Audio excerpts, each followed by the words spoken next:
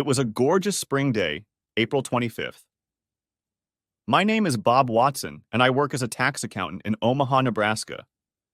Even though tax season was extended due to the pandemic, most of my clients filed their returns last week. They all owed a little more, and despite the fact that the filing date was extended, we'll have to pay interest on the taxes owed. The prudent thing to do was to file. My office is nice enough. I work on the third floor on the north side of the office building. I have a whole wall of windows, but the problem is that they face north. There's not much light, and I see basically the same office building across the street. If you know a tax accountant, we spend most of late winter and early spring with our noses in the computer, filling out returns. It didn't matter if my office overlooked the most romantic landscape in the world, I'd still have my nose buried in numbers.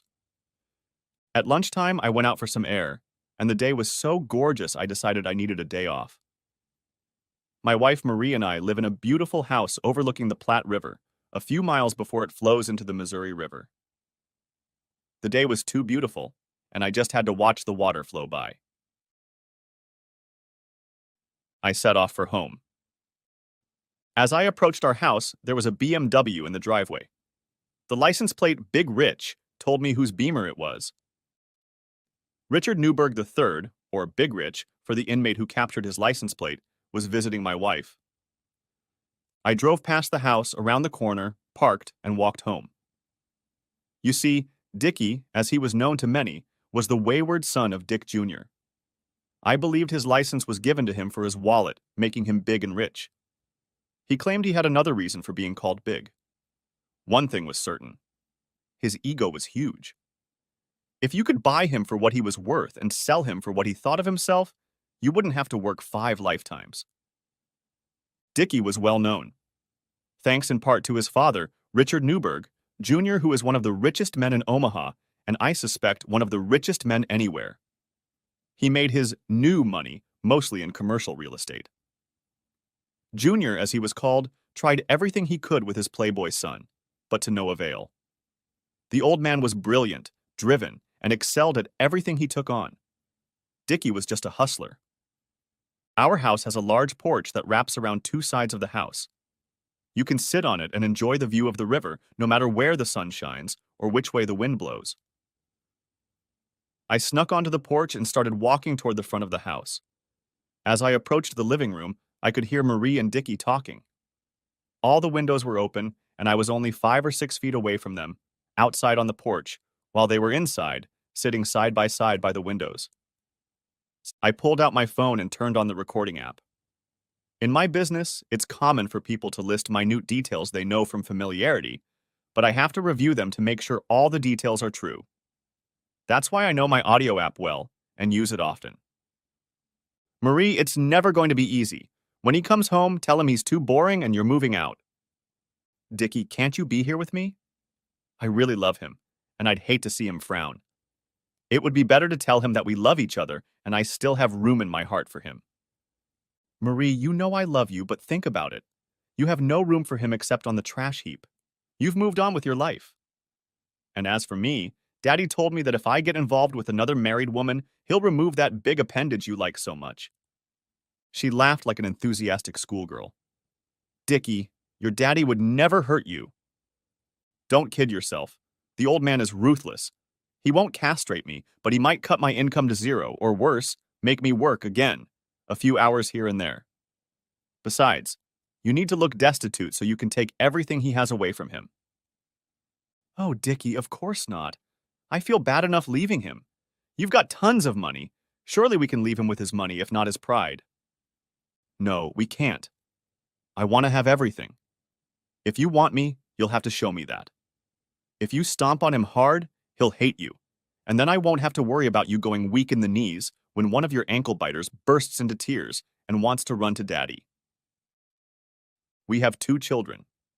Claire, our oldest, is 7 years old. Bob's youngest, Bobby, is 18 months old. You're consistent. I've got to hand it to you. Okay, when he gets here, I'll give him a treat. They continued talking, and I realized that tears were streaming down my cheeks, and all I could do was hold back from sobbing.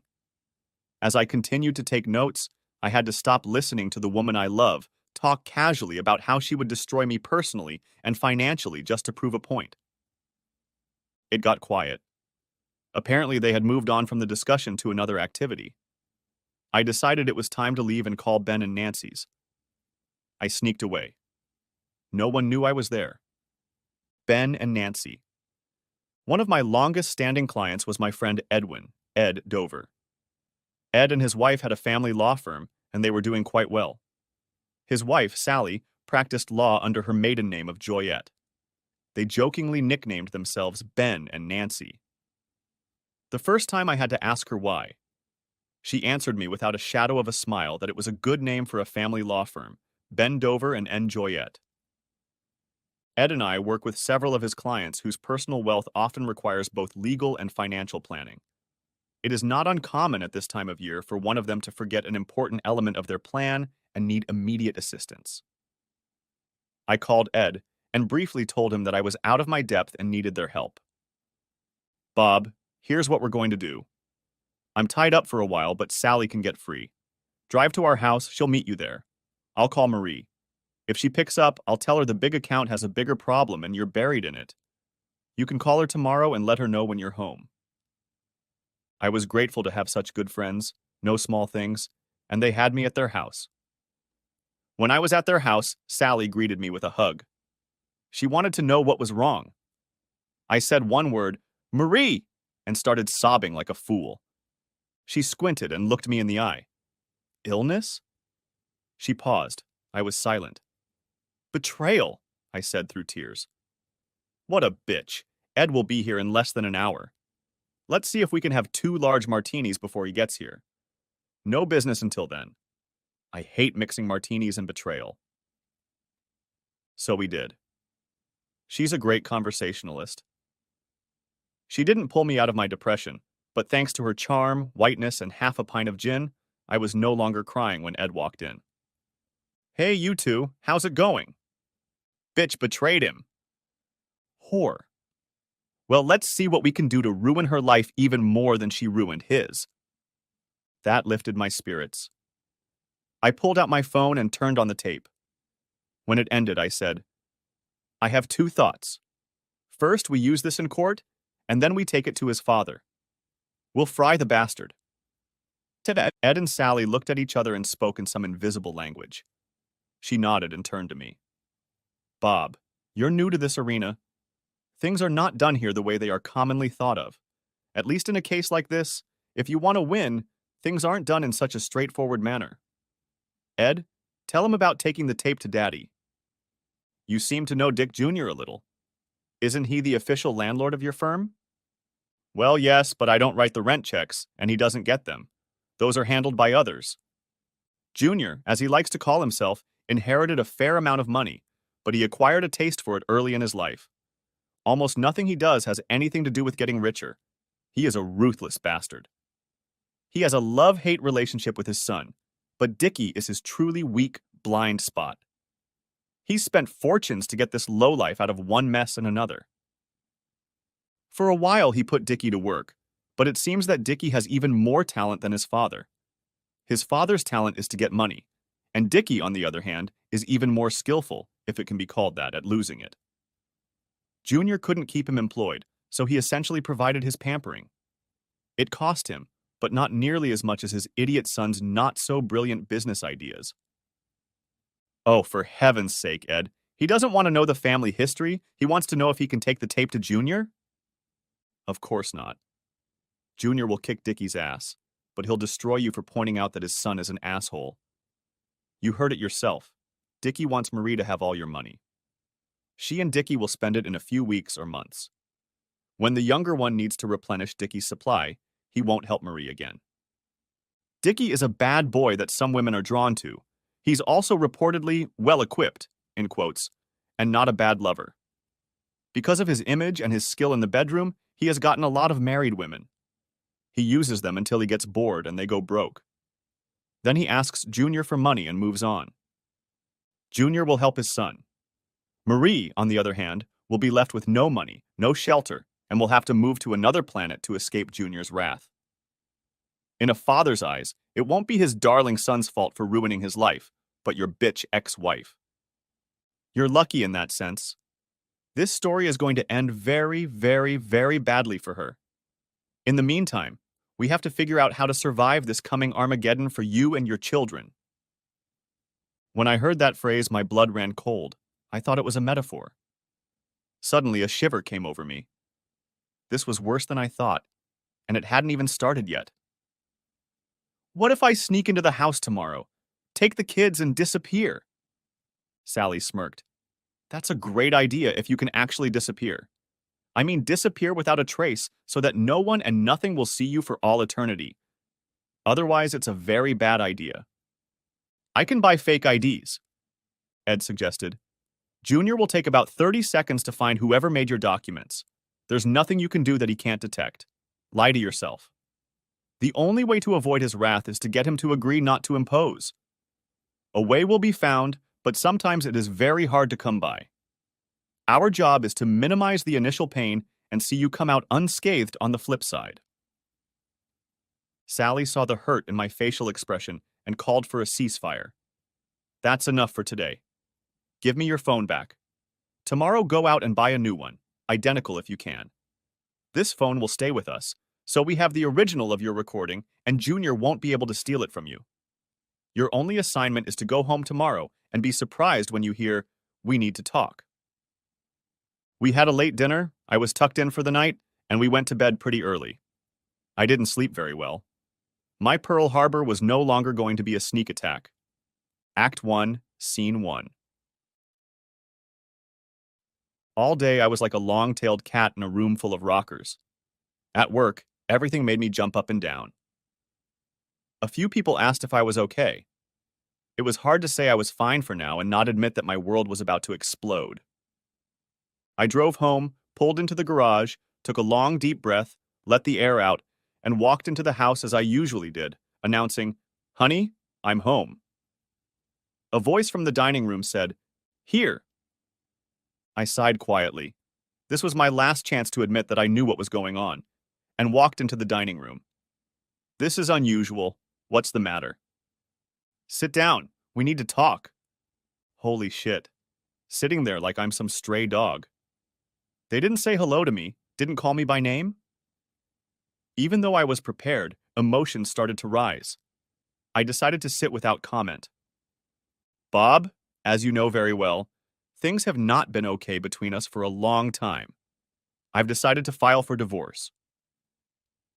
The coldness of her words was matched by the calm expression on her face. She was well rehearsed.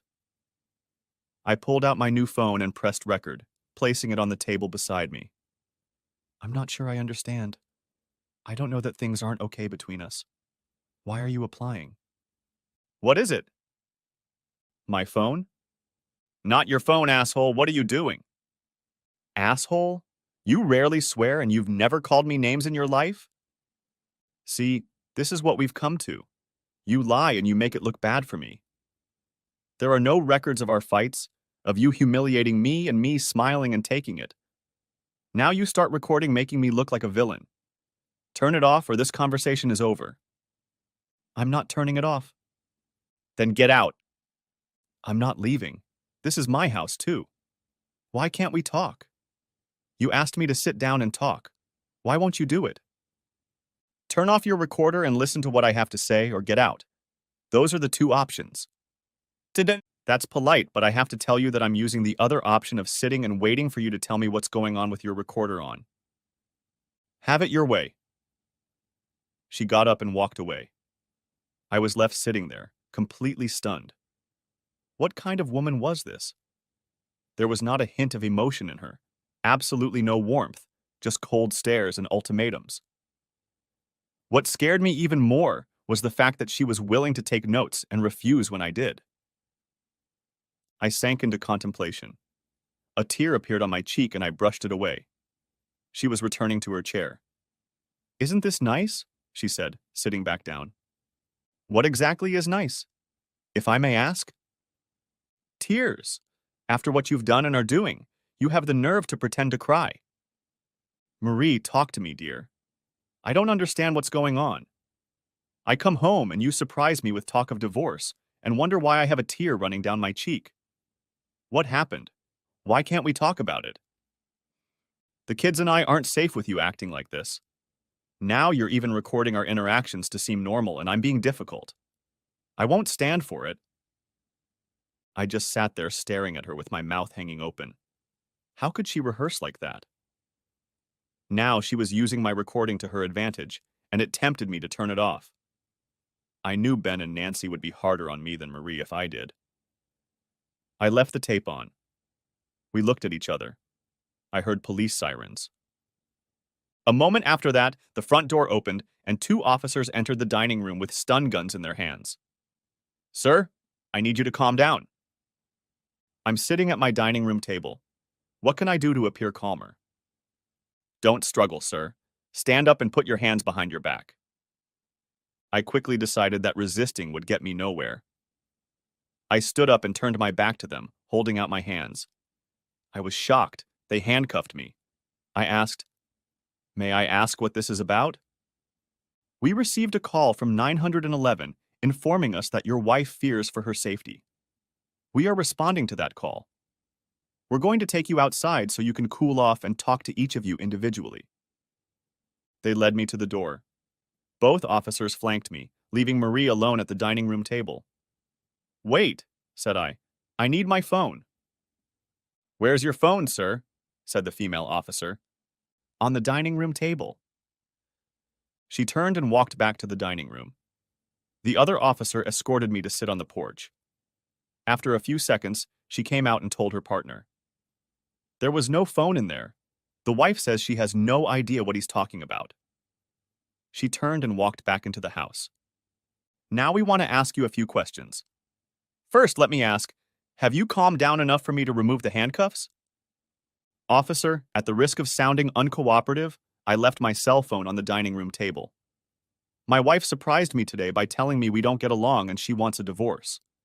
In 9 years, we have never had a fight." I was totally shocked and started recording her conversation.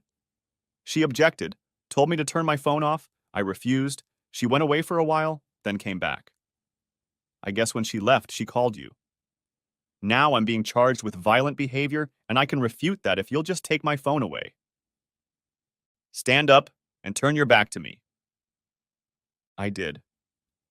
He undid one handcuff and made me sit on the porch swing that was suspended on chains from the ceiling.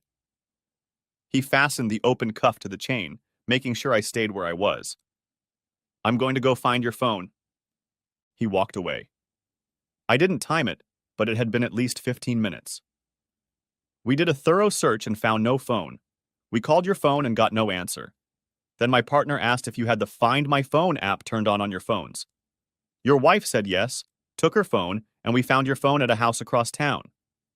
Your wife said you were working there last night. I figured she had a full mug of coffee. Maybe she put her phone in it? Sometimes people don't think of the most obvious place. Shit. The search engine turned up my old phone, which meant that if I wanted to get the word out that she had my phone, I'd have to admit that I knew she wanted a divorce. That wouldn't be good, or so I thought, and I decided to give up my phone. "Sir, are you ready to admit that the phone didn't exist?" "No, officer. I'm not ready. I can't explain what happened. I had the phone, and I recorded our conversation. Marie didn't go anywhere. The phone should be there." "Yeah, can you explain why your phone was ringing on the other side of town?" "I can't explain it at the moment." "Then we'll assume no phone was here, and your statement is untrue." "My statement is not false. I am not changing it in any way." "Very well. How will you respond to the allegations that you were becoming increasingly violent toward your wife?" "I categorically deny them." "You weren't home all last night. Did you lash out at your wife?" "Absolutely not. I was with 2 lawyers, conducting business." "Would you care to state the nature of this business?" "I'm afraid I'm not at liberty to talk about it." "We'll follow up with those lawyers." "That's all right with me. Everything I have told you or will tell you is the plain truth. I have nothing to hide." "You told me your cell phone was here, but it's not. You told me you're in business, but you're not at liberty to reveal what kind of business you're in. So far, your honesty is a little unimpressive. His partner appeared in the doorway. He looked to see if I was free of my handcuffs and went inside. He wasn't gone for long. We're taking you downtown to check in. May I ask what you're being charged with? Domestic disorderly conduct and assault. He read me my rights, my damn rights. They took me to some building, fingerprinted me, took my picture and threw me in a cell. They let me call Ben and Nancy's. They didn't answer. I left a message and was told that was my limit. I sat in some semblance of a cell for a day and a half. I was offered food 3 times. I took it once. I didn't sleep much and was glad to hear my name called. I walked to the door and was escorted to a smiling Sally. Have you been harmed in any way? No, I'm fine. Come with me. She was all business. We walked a little less than a jog and got to the office. She rushed inside. The policeman looked at her and was clearly displeased. Don't you knock? Don't you dare bother me because I'm a woman. I'm here to file both criminal complaints and to notify you that my client will be suing the city for $3 million. I want both arresting officers suspended without pay. They are violent, reckless, ignorant, and generally a danger to polite society. Miss Joyette, if I may. You can't do shit. She turned to me and sweetly asked me to sit down. She pulled out some forms and filled them out. A couple times she asked me to sign. I signed. When we left, I started to ask what was going on. She raised her hand, and I took that as a sign to be quiet and follow her. Many people say that hearing "we need to talk" got them through their worst days. These people didn't care about me. Something had changed. It went from a reluctant participant to a zealous enemy. Back with my lawyer friends. I returned to the residence of my friends.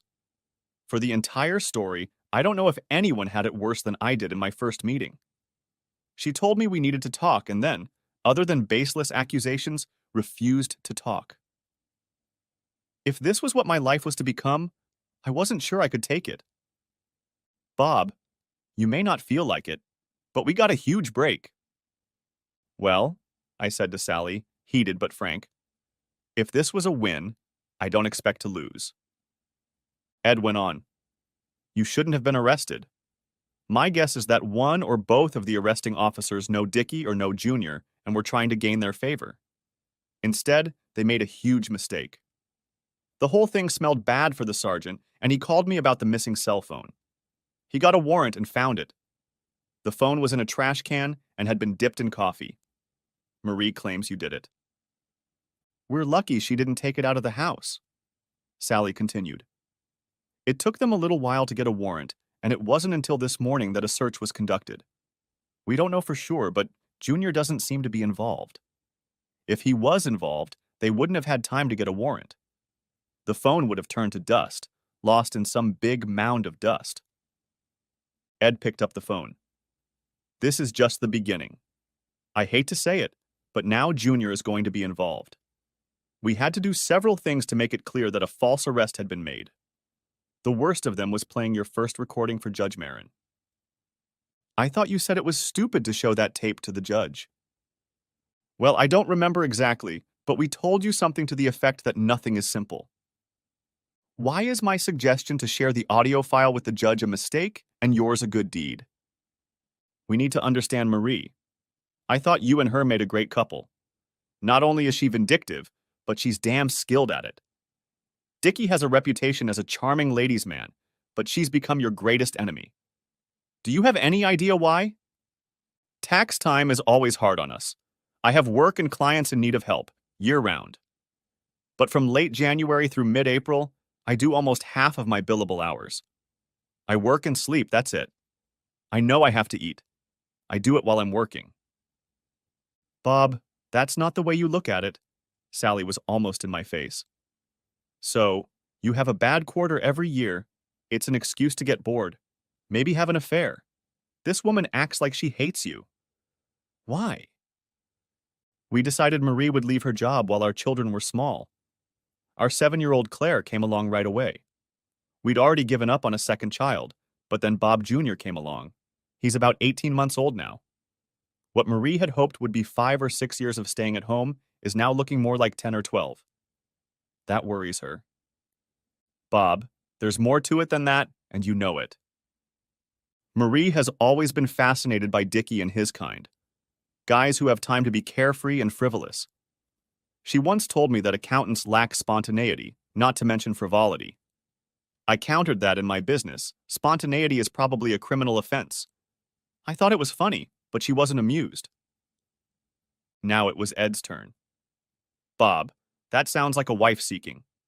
Did you warn her? Warned? No, but I guess I never looked. Marie is 6 years younger. We were an unlikely couple at first. She was looking for the right husband. I was doing well. But as strange as it sounds, we found common ground. She was the spirit. I was the support. We worked. But looking at what's happening now, a curious person might suspect. What exactly? Sally asked. She says she wants the right house, the right schools, the right everything. She says she wants to work, but her degree in language arts doesn't qualify her for much, and there's nothing here. She says a lot of things, but I never see action. All she does is make sure we're at the right parties, with the right crowd and so on. The right parties and the right crowd isn't a bad thing. Being associated with the best people in the neighborhood must be good for business. Sally nodded. Obviously, both realized I wasn't seeing the whole picture of what was going on. Well, for her, the right parties are the ones with Dickie and that company. And she flirts with all the men? Ed looked suspicious. Not exactly. But she's outgoing, friendly, our social organizer. And I'm just sitting here wondering. We laugh about it, or we used to. If I think back, it was a problem at the New Year's Eve ball. The company, which included Dickie, was using some kind of drugs. Nothing illegal, she assured me. One of them went by a woman's name like Maggie? Gee, you're quite the party animal, Sally laughed. What about Molly? Okay, I hope you don't expect me to be embarrassed. I know everything I need to know about drugs. Okay, I'll admit it. I'm a complete ignoramus on the subject. I was living a quiet, idyllic life, or so it seemed to me. But maybe not everything Marie would want you to know. Ed was grim. Party people can get hooked on prescription painkillers, benzos, stuff like that. They think legal, but only if taken as prescribed by a doctor. We have to start digging. If she's using anything, your kids aren't safe. Sally made notes to herself. Well, our picture is a little clearer. Your wife has gone from boredom to thrill-seeking. Of that we can be sure. Changes in behavior and impaired judgment are typical of use. That worried me. I know one thing. Marie is vindictive as hell. If Dickie has convinced her that I'm the enemy, then whether her thinking is impaired or not, she'll lash out at me with fury. I think that's what I saw when we met. Sally looked at Ed. Dickie did. I know he did. He gets his friends to tell his victims that the spouses are cheating. I don't know exactly how he does it, but he does it. Then he moves into the house. He has a great reputation. I think the ladies like to be loved by him. But for today, he gets bored, he leaves, and Junior deals with the aftermath. Ed looked at me. If you talk to her friends, try to find out if they think she has a reason to resent you. Unfortunately, it's not a big deal right now. We got Junior involved, so it's war. Sally laughed, shaking her head. It has to be the first time. Spouses say, honey, we need to talk, and they never do, and all hell breaks loose anyway. I'm sorry, but neither of you ever told me why you played the tape for the judge. Marie says you're abusive. You're having an affair. You're a danger to her children. There was no phone in your house for a while. That confirmed what she said. We decided it was best to release the tape to discredit her accusations and show that you are the injured party. It wasn't easy, but we pulled it off. Why was it a difficult moment? The judges are all friends with Junior. He found out his idiot son was signed up with some new mistress plotting your demise. Junior knows that Dickie will ruin everything. Junior will do everything he can to get ahead of things, destroy you, let Dickie have his fun, dump Marie, then Junior will destroy her and wait for Dickie's next affair. It was very challenging because if you become the good guy, the war will start much sooner than we were prepared for. Fortunately, we have a good case against the city. They're going to pay you a lot of money. I'm afraid you're going to need more than that to defend yourself against Junior's wrath. Junior's wrath. It was Monday, a new week, a chance to start fresh. I was staying with my friends and lawyers, Ed and Sally. Their house has a guest wing. There is a door from their family room to a small office. The door from the study leads to the hallway. From there, you can exit the house and walk to the bedroom or the large bathroom. The bedroom is large and has a pantry with a coffee maker, microwave, and small refrigerator. I can stay in this room and never go out to the main house. From what I've been told, I'll need them often. I arrived at work at 5 minutes to 9. At exactly 9 o'clock, I was called out and an associate from the law firm of Dewey, Cheatham and Howe, the law firm Junior had chosen, appeared on the doorstep. He had a stack of large envelopes. He told me I had to sign for them. "One moment, please." I pressed #1 on the speed dial and Ed picked up the phone. "Ed, we have a bailiff here with a stack of envelopes. He wants me to sign for each of them."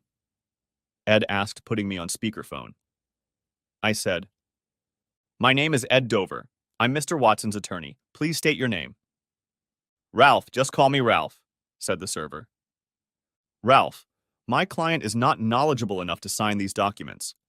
Therefore, our legal system has established a process for serving legal documents. You have your responsibilities, which I assume you are aware of.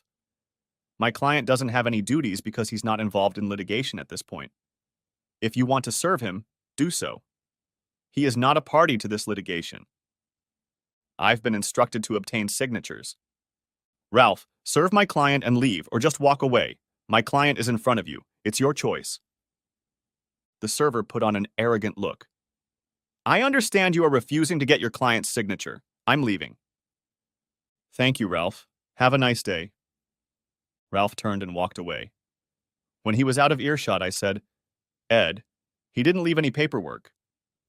"Bob, I've been in more trials than I care to mention, and I've never seen this one. Did you happen to see his list that he wanted you to sign?" "Saw it. One of the items, probably the third on the list, was called complaint. The first two were notice of this or that, I can't remember. There were also interrogations, and more than one, if I understood correctly." "What do they do?" "The trial follows one clear path. They file a complaint. The complaint states the cause of action and the grounds. We answer the complaint, admitting or denying their claims. Then, if any of us need information to properly defend our position, we request an investigation. The judge grants that request. Then motions and things like interrogatories are filed. Someone is out of control. I smell Dickie." I called Ed again toward the end of the day. Another server had arrived with a single document. He was waiting outside my office. Ed asked me to invite him in. The man asked if I was Bob Watson. I said yes. He handed me an envelope and said, "You have been served." He walked away. "Bob, that's exactly how it should be. I will say, though, that I called Ron Howe and asked him to put me on your list of attorneys. He asked me to confirm it with a letter. I did and sent it to him by courier. They served you anyway. I hate to say it, but you have a mess on your hands. My loving wife hates me. Her boyfriend is out to get me, and his powerful father is sweeping in behind him, crushing everything in his path. Where's the problem?" "Bob, I can't tell you what a clown show this morning was. You couldn't find a single clerk to do it, let alone a lawyer. And a document server wouldn't have been able to act like that either. No, it was Dickie throwing around his arrogant incompetence. I can only think of 2 reasons. The first is Dickie is trying to impress his old man that he's on his game. You might ask why someone would screw up so thoroughly to prove they're doing well. I'd say it's Dickie. He's just a disaster. Everything he touches, he messes up. The second, in my opinion, is more likely. Junior heard from the judge about the tape. Junior asked his son what was going on. Dickie explained that he wanted Daddy to help. Daddy refused. Dickie messed up on purpose to get the old man to intervene. It was bad enough that my wife had become a stranger, so I turned to my friends who are knowledgeable about these matters. They tell me it's a pattern, and explained that things don't follow a pattern afterward. I was confused and asked, "Why did Dickie need Junior's help?" "You're holding my ass. I have no idea. Junior's role is to restore order. He threatens and harasses Dickie and ends up bailing him out. None of them want to get him involved before his time. Unless it's different from the usual dance they do." "Different? Different how?" "Bob, I have no idea. Maybe it's the drugs. Or maybe it's about something else, I'd guess. But if Dickie made this public embarrassment to get his father to intervene, I don't like it." Now I was startled. If Junior isn't going to clean up his act and instead is going to campaign for Marie, that sounds serious. Very serious. "I can't say how serious, Bob, but Dickie's involved, and that's a plus. He could be your biggest ally when all is said and done." You've read stories of a husband and ex-Marine being wronged. Shortly thereafter, retribution of biblical proportions ensues. The husband comes out in one piece, and all the bad actors are left behind, barely existing. I'm not an ex. I'm an accountant. I could have gone and refused to do their taxes, but I didn't. Things looked even worse. "We need to talk."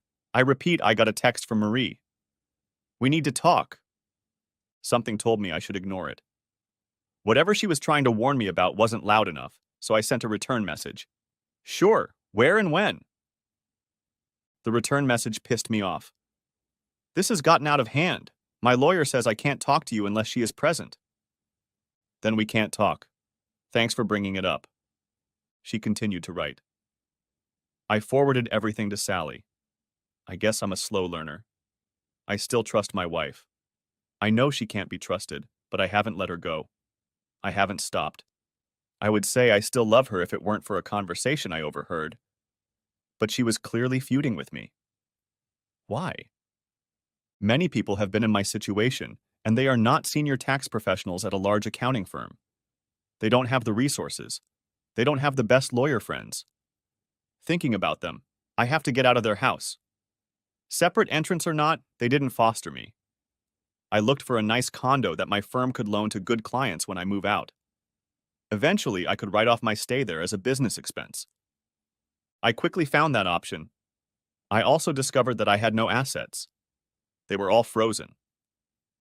More work for Ed and Sally, their jokes about bend over and enjoy, were becoming less funny by the day. I was amazed.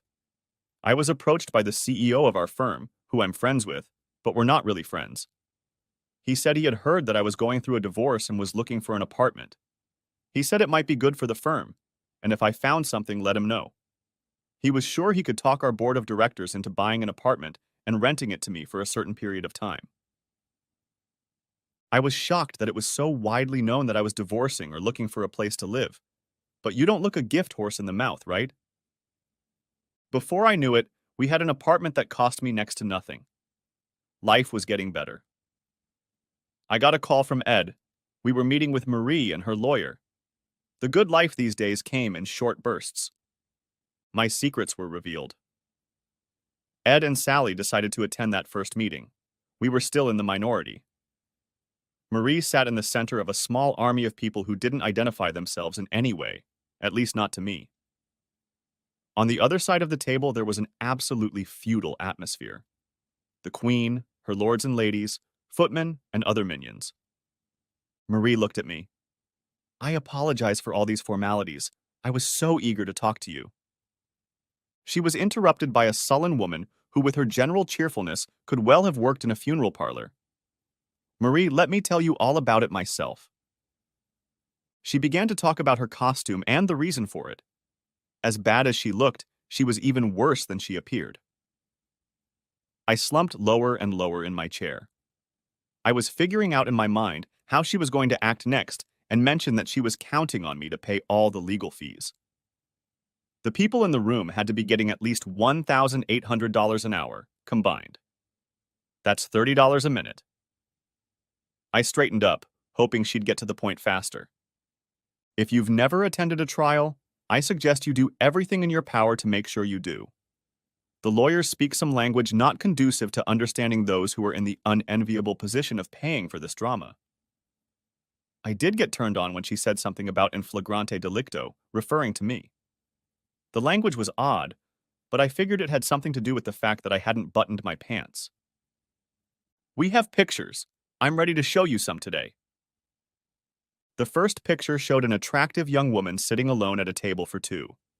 I recognized her, Rebecca Carter, a client I dined with, but not at this restaurant and not as a couple. I had never dined alone with a client. The next picture was of the two of us, obviously at the same table, and she was looking at me. I wondered how it was taken. The second photo was real. I was pretty sure of it. It didn't show the table, but our position was the same as the two seats in the previous photo. Together, they gave the impression that we were alone at an intimate dinner. There were other photos as well. The two of us leaving the restaurant, holding hands. Then in the elevator, cuddling and kissing passionately. You couldn't always see my face, but my sports jacket was tweed, not at all casual, and where you couldn't see my whole face, the clothes made it obvious. It should be noted that Miss Carter was a new client who wanted me as her advisor and could only meet over dinner. She was a plant. It was very well done. There was a picture of our crying infant. I was reaching out to soothe him, and of course it was claimed that he was crying because I was hitting him. One picture didn't prove anything, but in the pile it was more than suggestive. Next, we turned to our finances. Being an accountant, I documented everything very well. There was a fairly large account in my name only. It served to hold money for our retirement accounts, college funds for the kids, and so on. I wrote a detailed description of how the account would be used and offered to set it up in both of our names. Marie and I went over this description, and I left her a copy. She claimed she hadn't seen it. We took a break. One of the ushers offered Ed a conference room so we could have some privacy. Ed very exuberantly stated, "You are too kind. You think of everything. We are so grateful to you. Can I take a look at this?"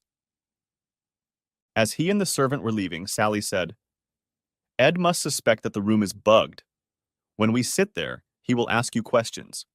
They won't be for us, but for them. When you answer, pretend like you don't know exactly what to say. Don't lie. They know that what they have shown is not what it seems, and if you say too much, they will realize you are lying." We walked into the room and Ed launched into a tirade about me dating some woman. I stuttered and stammered and told him that all was not as it seemed. He said he didn't want to hear it. How did I expect them to defend me? In the middle of his tirade, he looked at his watch, turned off his emotions, and said we should get back to the group. As we walked back, I said to Sally, "I was trying to be so careful, and then Ed went and did it." "Does what?" she asked, more than curious. "He's full of emotion, then he looks at his watch, calms down, and we walk back." "My God, Bob, you're new at this. His emotions are the show, they know that. All the world's a stage, if you remember Shakespeare. He played his part, you played yours." But he just turned it off. I still didn't understand. Since we're coming back to sit and watch the other side, he can't be red-faced and breathing heavily when we get back. In this process, you are required to behave, and we are not. Don't try to analyze why we do anything, you'll go crazy. From that point on, the meeting was very short. Ed asked a couple of procedural questions, and then Sally began her tirade. It was the biggest fabricated lie she had ever seen. There was no point in talking to people no more honest than those sitting at the table.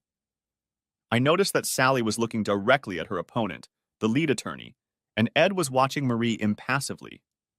They were one hell of a team. Marie announced that she'd had enough of all this, and she'd had enough of them. We were leaving. So we did. The second time, Marie said we needed to talk, but we didn't. The three of us held a meeting in their offices. It seemed to us all that the key point was Marie. She was aloof and hardly participated in the conversation throughout the meeting. Ed began, "I've known her since you've been dating. She smiled at me the way you smile at passersby on the street, and then she never looked at me again." Of the 8 people on her side of the table, she didn't make the top half in terms of interest shown and was in last place in terms of emotion shown. I saw the way you looked at her when Sally went on her tirade at the end. What did you think? Well, that was the worst part. I looked at you first, and not surprisingly, you were staring right at her, so I watched to see how she handled it. It was completely curious. She was scanning the room, not really interested in anything. She was looking at you, but no more interested than she was in me, or Sally for that matter. You saw her with Dickie, the only time. What did they look like? Sally, I didn't really see them at all. They weren't 5 feet away from me, but in the house, I was outside listening through the window. So? Same question. They were talking about being together. No, that's not right. They were together. I'm past tense. She begged me to leave me some money, but he refused and she didn't seem to mind. She also wanted him to be there, but he didn't think it was wise. He said Junior had a problem with him and married women. I asked around. No one sees them in his usual places.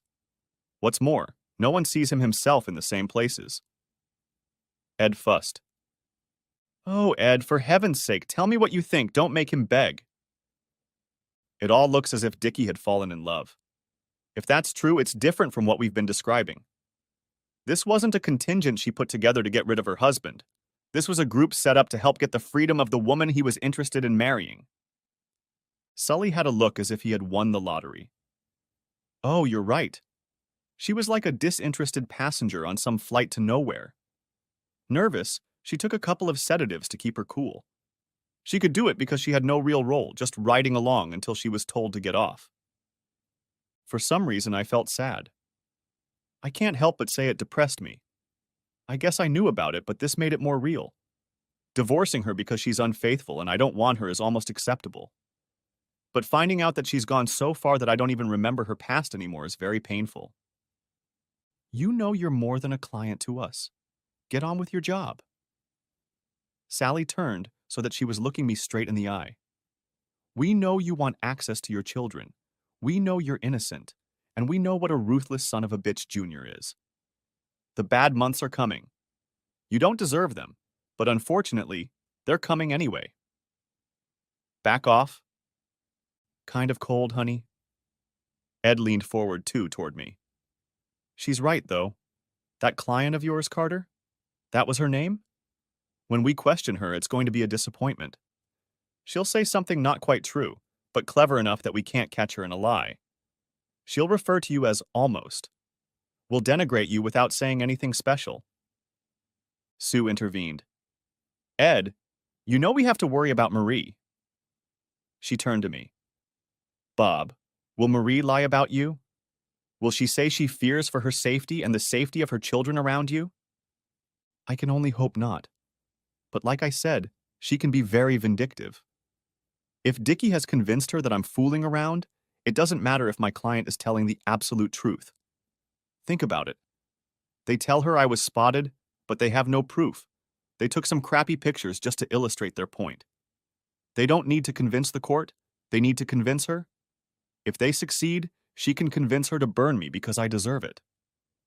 Ed stepped back and hunched in his chair. I accused her of being cold. That's bad news. If Dickie's in love and intends to marry her, Junior needs you out of the way.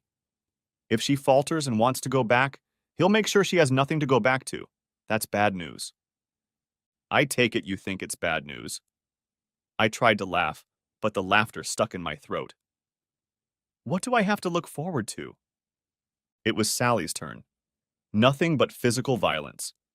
He will make attempts on your life, on your income, on your ability to enjoy this area. If you are afraid of that, and he might think about it, he will do it. You'll protect me? Ed looked solid. We'll do what we can. Hold on to that thought no matter what. Dickie's going to screw it up. He won't be able to help himself. I don't know how or when, but believe me, he will. Will he? Then when I'm living in some homeless shelter in Topeka, I'll be glad, because it's only a matter of time. Bad summer. I live in a nice apartment, but without access to my home or my children. I had supervised visits every other Saturday. I can't say which of these fine young people I had a harder time losing touch with. Claire was very well developed and so charming. She would soon be a young woman, and I missed that. Bobby was barely walking or talking when I left the house. I missed his transformation from helpless infant to small child. It was tearing me apart. I was in court 3 times trying to get joint custody. I thought Ed was doing a good job, but he was hampered by morals and ethics. Marie's attorneys suffered no such encumbrances. They argued that a quick resolution of the divorce issue was the key to justice. Their arguments were that it was unfortunate that in this case I wanted to drag things out, but surely the children should not be jeopardized by my delaying tactics. Ed would stand up and explain to the judge that I was not interested in delaying the divorce proceedings, but was simply trying to get an acceptable child custody agreement. Marie was challenging my suitability as a father, and it was her fault that we were dragging out the process. Ed would point out that their arguments were completely circular. Marie, without evidence, claimed that I was an unfit father. I disputed that assertion. The plaintiff, namely she was the plaintiff, used her own assertion as evidence and obtained an expert opinion based on the bare assertion that I was unfit. Now they are using that expert's opinion as the basis for their claim. It amazes me how lawyers, when caught in an absolute lie, smile and come up with other plausible explanations as to why the lie may not be a lie. They don't go so far as to say it's true, just that it may not be a lie. In this case, they argued that how could Ed or his client know the thoughts of an expert? If we believe that the only basis for saying I was unfit was Marie's complaint, that doesn't mean it is true. Ed said he would be happy to question the expert to prove that our arguments were true and theirs were not. Her attorneys said they would gladly agree to the deposition and would make sure it took place as soon as possible. In their opinion, the earliest possible moment was 2 weeks after the deadline. In the end, we testified and proved that their expert opinion had no basis in fact. It was a real sensation.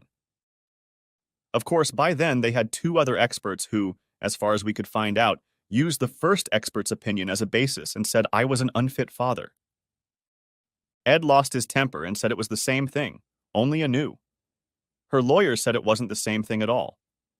The previous examiner based his opinion on the complaint. It was different in this case. Ed, of course, pointed out that this time the expert's conclusions were based on the previous opinion, which had been invalidated. The judge began to lose patience. He said that if the testimony showed that Ed's objections were true, he would rule in favor of the defendant, me. They smiled, assured me that wouldn't happen, and swore they would provide both experts as soon as possible. I sat in the galley, I would say cheap seats, but nothing in this case was cheap. It was clear they were finding ways to spend money on legal fees. In my opinion, they were damn good at it. Summer was slipping away. One of the experts unexpectedly went on a 60-day vacation and was unavailable to testify. Marie's lawyers, realizing they were in trouble, asked for a meeting with the judge. At that meeting, they swore that they had not thought to ask about the European vacation, which had been planned for more than a year.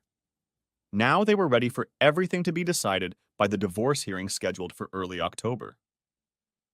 Ed admonished the opposing counsel and reminded the judge that if they couldn't prove my unfitness, he would award joint custody.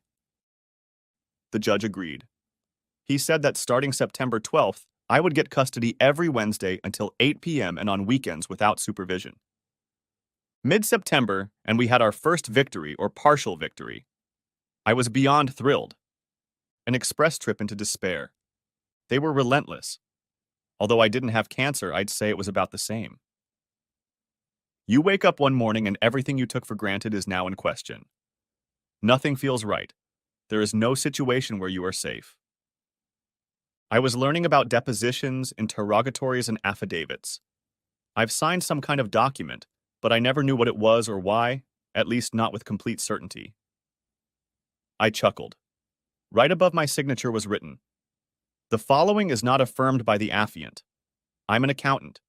You add up numbers and take a percentage from them. There is no nonsense in accounting." Does that mean there is in law? I'm asserting that there isn't. I had another card in this game. The police arrested me on a false charge, and Sally assured me that the city would pay. The payment would be large enough to handle the stack of legal bills I would be facing. One morning, Sally called me at work. It was the second month of the investigation. The city was having financial problems. An unnamed patron of the arts had agreed to buy some bonds with one condition. He was to be the sole decision maker on my false arrest suit. Fortunately, the city attorney handling the case is quite young, and this offended her. Sally, I'm sorry she took offense. Obviously, that means I won't get a settlement or get one anytime soon. Well, that's right. That's bad news, but there's some good news. She thought it was close to racketeering. She was dressed down and told it was a great way for the city to get a large sum of money, do community service, and her role was to pass along any settlement offer to Dewey, Cheatham, and Howe. She did a little digging and found out that Junior was the benefactor and his motive was to withhold money from you. So we can prosecute him? No, it's unofficial, but we have an ally. He might come in handy. Do you accept will come in handy as payment? Let's not worry about payment for now. Right, for now. I said it with as much sarcasm as I was capable of. Ned, you can't imagine how quickly a good life can turn to crap. It was Friday, September 27th. I could feel the impending chill of winter in the fall air. I was surprised that our CEO and owner of the firm had called a meeting among his top 5 employees. I was even more surprised that he had sold the firm, and the only significant change was that I no longer had a job. He announced it as the 6 of us sat in his conference room. A tear rolled out of my eye. So intense was the shock. I started to speak. He held out his hand with the palm of his hand toward me, indicating that I should hold it. He dismissed the others. I'm staying in the same position. Nothing has changed except that I got a wad of money and you're leaving. It's not a very polite thing to do, but what can I say? I did it. By the way, since you're no longer with the firm, you have to vacate your apartment by the 30th. You bastard. Bob, I said too much. You were working on your own accord, and I have the right to terminate the contract. I should have gotten a group together and announced your departure. I should have done that today and asked you to vacate the apartment by Monday. It's done. I'm sorry. Get out. No settlement, no job, no company car, no home. From the top of society to the bottom in one easy step. I called Ed. Turns out the phone service had been disconnected. What the hell? I had no job. I had nothing but time. I could walk to talk to them. I walked a couple blocks and it started to rain cold. I looked up. You too? I had my only ally. I was cold, wet, and desperate when I got to Dover and Joyette's offices. Both were in a meeting, but I was assured that I wouldn't have to wait more than a few minutes. I was just getting changed and Sally was at my side, asking what was wrong. I explained. She said, "He's violent. I'm afraid there's more, but I can't imagine what else." They cut off my cell phone service. The bill is in both our names. I don't know how they did it. I need this phone. It connects me to our home network. It's the only way I can see my kids. If I don't have it, I'll lose it. Sally found my phone and disappeared. She was gone for quite a while, almost an hour. She came back. Try calling. I dialed her number on speed dial, her phone rang, and I was back in business. I'm not ashamed to say I cried like a baby. The trauma, and then that relief just finished me off. Sally sat down next to me and hugged me while I cried. You're coming home with us tonight. We'll decide what to do next. I couldn't talk to them. I sat in their guest bedroom and looked at my phone. It was a little after 8 in the evening. We had installed a nanny cam with an app that allowed us to watch our young son when mom and dad weren't home. He was asleep. Then maybe he had a bad dream or something, but he woke up and started crying. He cried for a little while, and then he started screaming loudly. It was his only way to get through to his mom. Cry, then cry louder, then louder, then louder. I was shocked to see Dickie staggering into the room and swearing at my boy. I ran into the room and yelled to Ed and Sally, "Look at this!" By this point, Dickie had already started making noise, which made the kid get even louder, and Dickie became even more aggressive. Ed stood up. "Sally, call 911. They need the whole world to go to that house right now." He looked at me. Bob, we're going to your house right now. Our homes were separated by over 30 minutes. Ed asked me to call 911 from the car. I think he knew it was unnecessary, but he wanted to keep me busy while he went over every speed limit known to man. By the time we pulled up to the house, there was an ambulance, a fire truck, 4 police cars, and a small army of lookouts. Ed told me to get right next to him and keep my mouth shut. This surprised me. He said it in a way that I realized. He would express my outrage and keep me out of trouble. He found the officer in charge and demanded an explanation of what was going on. It took a little time, but soon the officer told us everything he knew. They pulled up to the house and didn't open the door right away. They forced it open. Dickie had passed out. Marie was on the bed. Now both were in custody. I got home and lay on the bed, fully dressed, and fell asleep immediately. I woke up to the doorbell ringing and knocking on the front door. It was 10:05. Even sleeping until 10 didn't seem to help. I tried to laugh to myself. I opened the door. An elderly gentleman who looked like a shaggy member of the ferret family stared me in the face. Mr. Bob Watson? Perhaps. Mr. Watson, if I could have a moment of your time, I think I have some ideas that might put an end to your bad streak and get you back on top of the heap. I continued to stand in the doorway, blocking his path. Your name? My name is John Cheatham. I'm an attorney. John, my friend, I was born at night, but not last night.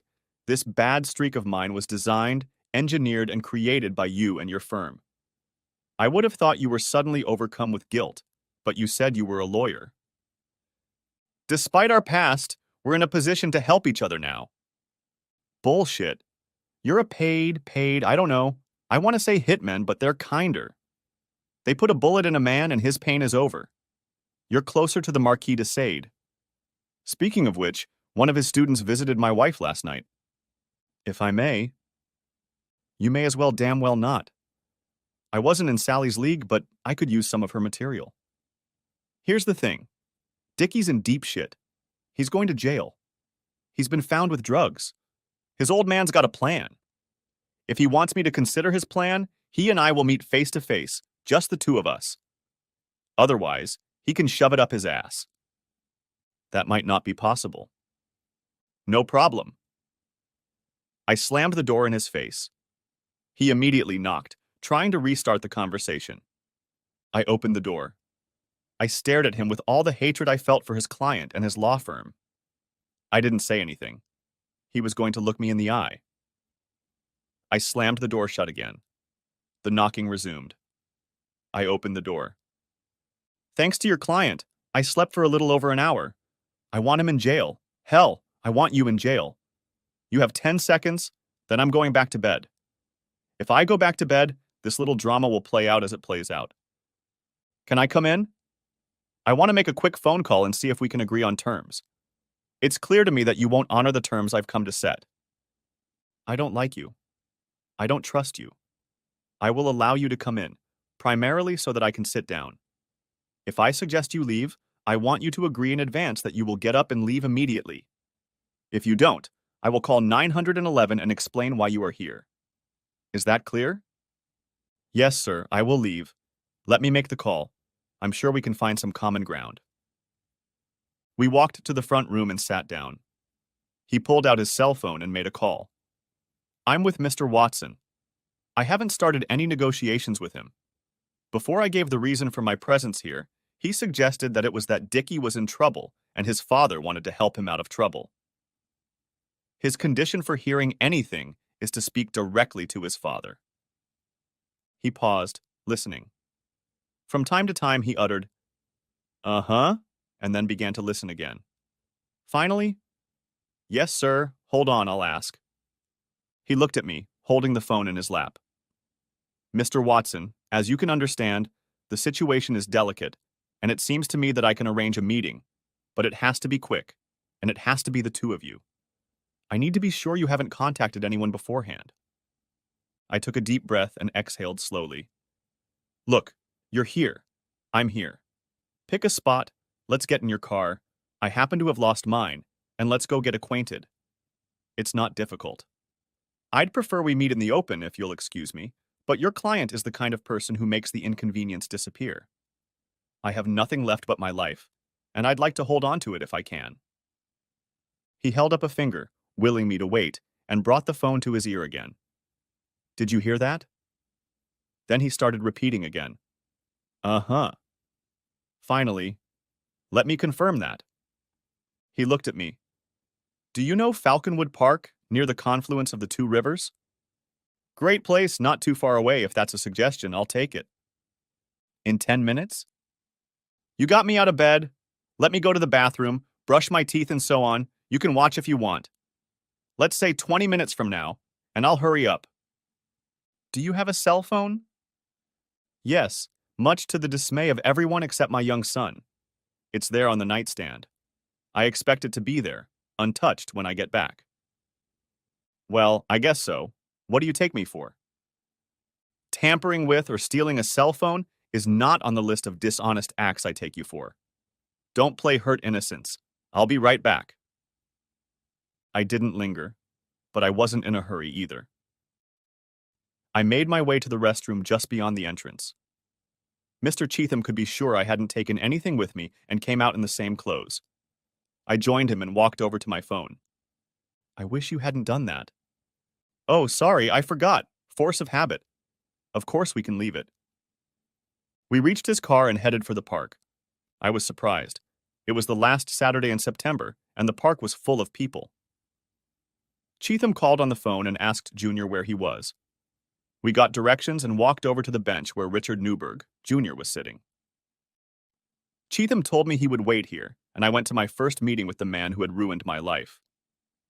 He turned out to be the kind of smug bastard I expected him to be. He gestured for me to sit down. He didn't offer me a handshake, so I didn't have to refuse. We sat in silence for a while. Mr. Watson, may I call you Bob? Call me whatever you want. Maybe we'll become best friends. My blank stare probably told him I didn't think that was possible. Bob, we have a real problem, and I'm sure we can help each other. He paused for me to nod, or agree, or whatever. As still as I was, I expected a pigeon to land on me at any moment. Your ex-wife is not a very nice person. I think you know that. Unfortunately, her actions have led to disastrous circumstances for both you and my son. I continued to wait for the pigeons. Since these were your wife's actions, I thought there must be some way for you and I to come to some sort of arrangement so that neither you nor my son would be punished too severely. Junior, and I don't care what you prefer to be called. That's what I think. Your criminal son will be arraigned Monday morning. If you don't get to the point, you and I are going to sit here wondering what the hell you're talking about. I froze in place again. His legs were already crossed. He crossed his arms as well. I don't think there's any need to talk about it. I shook my head. I agree. You're not saying anything. I'm not doing anything. In a couple months, we will find out that your son was destroyed in prison, and I suppose we will take that with different emotions. He straightened to his full height. I may take it as a threat to my son's life. Junior, stop it. Just stop. If you need something from me, tell me. Tell me what I have to do, and tell me what I get when I do it. I'll weigh whether some dirty wad of silver is worth what your son did to mine. He tried to look innocent, but like a wolf before a sheep, he had no idea what innocence might look like. That's just the thing. My son wouldn't hurt any living creature. It's your wife's fault. I was glad I'd watched Sally and Ed during the various negotiations. No matter what was being said, they sat as if someone was reading the phone book. Apparently, that was the end of his presentation. After a short pause, he said, So, what do you think? Is English your first language? I'm curious because I'd swear, I said, you tell me what you want me to do and what I'll get for it, and I'll evaluate whether I'll do it. Suddenly, his feet seemed interesting to him. He stared at them, muttering, It's clear that I don't want to. Junior, I understand you don't want to say anything. We're done here. Your son is going to get a shiv from some righteous prisoner. Is there anything else? He sighed, resigned to having to say more. Okay. I understand why you've been successful. You're not a moron. My dorky offspring is a walking, talking disaster. But he really means no harm. He's not smart enough. You're right. If he goes to a maximum security prison, he'll get what other inmates consider justice. I have to avoid that. I'm sure you can come up with a reasonable story that points to your wife. My son will get a lighter sentence. If you do this for me, I can take care of restoring your old life and pay $1 million for your son's bright future. What do you say? You're asking me to perjure myself. This was all your idea. Your son hurt mine, and you want me to take all the risk. Now he was almost squirming. I am in a desperate situation. I can't do anything. It will look like I'm trying to fix his case. But you're beyond suspicion. That's why we're only talking about you and me. We will forever be each other's hostages, and if either of us says anything about the other, our own crime will be solved. I shook my head. I'm going to hell. There's no doubt about that. I paused and then continued. I hate my wife. There's no doubt about that. But everything I've ever seen from her says she's a devoted mother. I'm afraid if I make anything up, it will be as bad as your endeavors. So where does that leave us? You call my former employer. You tell him to take me back as a partner. He may retain a controlling interest, but I will now be a partner. We'll call it an act of good faith. Monday morning we'll meet, and I'll make up a story like you suggest. If you want to tweak the lies, that's fine with me.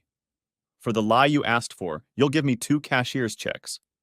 One for $1 million to a trust for my son, and one for $200,000 to me for my creative services. I think we can do that. In a normal situation, I would fear that you would seek to get out of it somehow. I approached you extorting money. It's me and my wife who are the evil. You and your poor brat are the victims. I need something from you at the point of exchange that ensures you won't cheat me twice. I have no idea what that looks like, but I need assurance that you and I know we are obstructing justice with your offer, and we are bound to keep our dishonesty a secret. I'll work something out.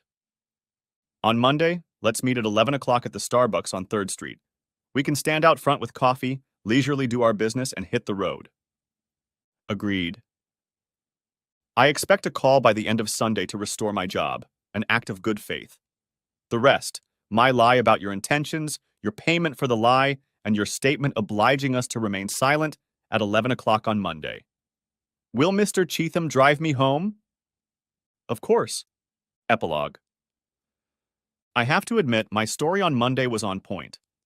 It was the best shit Sally, Ed, the city attorney, and I could come up with in a little over 10 hours. Junior was thrilled to hear it and happily handed me the checks. He didn't seem as excited when he was arrested for obstruction of justice. One of the things Sally made sure of before my short Friday night was that I had a microphone with me. It was located in my belt buckle. Cheatham's entire conversation with me was recorded. It looked like he might be disbarred. Not only was my conversation with Junior recorded with my belt buckle, there were 4 men from various law enforcement agencies with parabolic microphones on site. They were camped a block from my house, and having learned of the meeting place, were able to get to the park while I was performing ablutions. The young city attorney was obsessed with getting Junior. Buying bonds to keep the city from litigation was unethical. She didn't like that he could bully the city and hurt people by using his money for the good of the community. She considered it racketeering. By the time it was over, she had gotten 4 high-ranking officials fired and added a racketeering count to Junior's indictment. I was reinstated as a partner, owning 33% of the company. The owner retained 67% to pass it on to his 2 children, allowing them to retain control of the company when he retired. He was very apologetic about it. It seems Junior offered him 2 options: accept a good amount of money and take on a non-participating partner whose only request was that I be fired, or they would go after his clients, one by one offering a sufficient discount to get them on his side. In the latter case, both he and I would be out of a job. Although he hated to do that to me, he liked to eat. Oh, did I mention that it was also racketeering and was added to Junior's list of sins? Marie's fate changed dramatically in one weekend. She went from child custody in our beautiful home to an orange jumpsuit and a 6x8 cell. Suddenly, life was good again. The city issued a judgment for my false arrest. A check for over $1 million went to pay for my lawyers and my children's future. I was debt-free, living in my home and rebuilding my life. The date for our divorce hearing arrived. The interest of Marie's attorneys waned noticeably. One did show up and did enough to ensure that negligence was not added to the firm's woes. The divorce went through. I got full custody of the child. Marie was facing serious jail time. As I walked out of the courtroom with my first genuine smile in a while, Marie's voice said weakly, "Bob, we need to talk." My smile widened and I quickened my step, leaving her behind. The end. Thanks for watching. I hope you enjoyed it. So subscribe to my channel and watch the next video.